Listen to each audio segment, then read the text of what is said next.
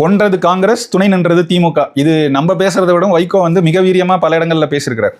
நீங்களா தமிழின தலைவர், துரோகி அப்படின்னு பேசினதெல்லாம் நமக்கு நல்லா தெரியும். அதுக்கு உடனே திருக்குறள் வேற, தன்னெஞ்சறிவது பொய்யறக்க பொய்த்த பின் தன்னெஞ்சே தன்னை சுடும். சுடலையா மிஸ்டர் வைகோ? எந்த திமுகவோடு கூட்டணியே வைக்க மாட்டேன்னு பேசினாரோ அந்த திமுகவோட போய் கூட்டணி வச்சாரு. எந்த காங்கிரஸ் இனத்தை கொன்று குவித்ததோ அந்த காங்கிரஸோட கூட்டணியில தான் இருக்காரு. கடைசியில எதுக்காக இவர் கட்சி தொடங்கினாரோ அதையே இவரும் மீறிட்டார். இது தன் மகனை கருணாநிதி கொண்டு வந்து இவரை ஓரம் கட்ட பார்க்கிறாருங்கிறதான் பிரச்சனையா அங்க. ஆனா அதே வேலையை வைகோவும் செய்யறார். அவருடைய மகனை அரசியலுக்குள் கொண்டு வந்து இன்று நாடாளுமன்ற உறுப்பினரும் ஆக்கி இருக்கிறார். அண்மையில போராட்டம் நடத்தும் போது சொல்றாரு, மன்னிப்பு கேள், கனிமொழியிடம் மன்னிப்பு கேளாம். கேவலமா இல்லையா வைகோ? அந்த காலகட்டத்தில் ஐயா ஸ்டாலின் பத்தியும் பேசியிருக்கிறார்.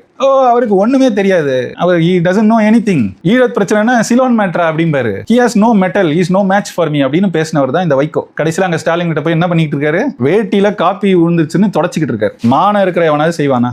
அவரை எதிர்த்து தான் உங்க கட்சியே தொடங்கப்பட்டது.